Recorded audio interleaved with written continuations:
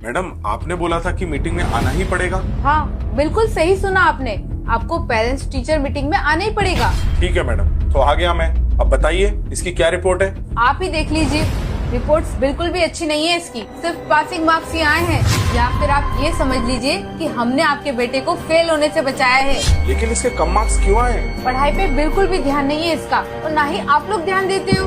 आपको पता है ना, हमारे स्कूल का स्टैंडर्ड पूरी सिटी में सबसे बेस्ट है, और इसकी फीस भी ज्यादा है। तो आप पैसा वेस्ट क्यों कर रहे हो? ध्यान क्यों नहीं देते हो इस पे? और अगर आप लोग ध्यान नहीं दे सकते तो इसकी ट्यूशन लगवा दो। देखो मैडम, मैं और मेरी वाइफ हम दोनों वर्किंग है। एक्चुअली हमारे पास टाइम ही नहीं है। हम लोग ऑफिस जाते हैं, फिर घर के काम, और फिर इसकी स्टडी भी। और आप अभी देख लीजिए, मेरी वाइफ ऑफिस में इतना बिजी है कि वो आ भी नहीं पाई, और मैं खुद अभी हाफ डे लेकर आया हूँ। अगर आप वर्किंग है तो उसकी ट्यूशन लगवा दो ना।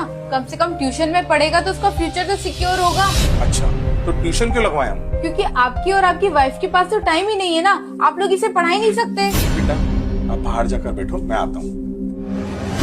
मैडम आप एक बात बताओ, अगर इसको हमें ही पढ़ाना था, ट्यूशन वालों से ही पढ़वाना था, तो फिर हमने इस स्कूल में एडमिशन ही क्यों दिलाया? आपके बोलने का मतलब क्या है? मतलब ये मैडम कि मेरा बेटा सुबह 9 बजे से लेके दोपहर के 3 बजे तक 6 घंटे आप लोगों के साथ में रहता है, और बाकी टाइम में वो थोड़ा रेस्ट करता है, खाना खाता है, और उसके बाद में थोड़ा बहुत फ्रेंड्स के साथ में खेलता भी है, फिर सो जाता है। उसके बाद वो छोटा सा बच्चा क्या क्या कर लेगा? अरे 6 घंटे रहता है आप लोगों के साथ। जब 6 घंटे में आप लोग ही नहीं पढ़ा पाए, तो मैं 1 घंटे पढ़ा के या कहीं कोचिंग पे 1 घंटा पढ़ के क्या ही कर लेगा वो?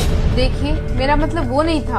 आपका क्या मतलब है हमें सब समझ में आता है। और क्या बोला था आपने कि जॉब के चक्कर में बच्चों को मत भूल जाना। अरे अगर हम जॉब नहीं करेंगे तो बच्चे की फीस कहाँ से भरेंगे? अरे आप लोगों की फीस ही इतनी ज्यादा है, लाखों रुपए हमको स्कूल में भरना पड़ते हैं। मुझे और मेरी वाइफ को इसीलिए जॉब करना पड़ता है ताकि हम फीस भर सकें। जब मैडम ड्रेस यहाँ से लेना है, फूड यहाँ से लेना है, बुक्स यहाँ से लेना है, पूरी स्टेशनरी यहाँ से लेना है, तो फिर मैडम एक बात बताओ, कोचिंग बाहर से क्यों? तो फिर पढ़ाई भी तो इसी स्कूल में होनी चाहिए ना। अरे मैडम पूरी जिंदगी की कमाई हम बच्चे को पढ़ाने में भर देते हैं, और ऊपर से ये सोसाइटी वाले पता नहीं अभी क्या स्टेटस बना के रखा है। सोसाइटी वाले इतना तक बोलते हैं कि तुम्हारा बेटा उस स्कूल में नहीं पढ़ता।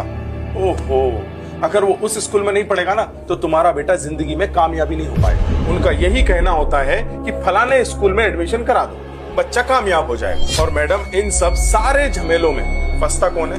हम जैसे मिडिल क्लास लोग। तो मैडम मेरी बात आप कान खोल के सुनो, मैं इसको किसी भी ट्यूशन क्लास में नहीं भेजने वाला, और ना ही मैं मेरे बेटे को घर में प्रेशर देने वाला हूँ। मैंने लाखों रुपए देके आपके स्कूल में एडमिशन कराया मेरे बेटे का, तो आप लोगों की जिम्मेदारी बनती है कि मेरे बेटे को पढ़ाएं और उसके मार्क्स अच्छे हैं। अगली बार हमें बुलाने से पहले ये सोच लेना कि अगर मैं यहाँ पर आया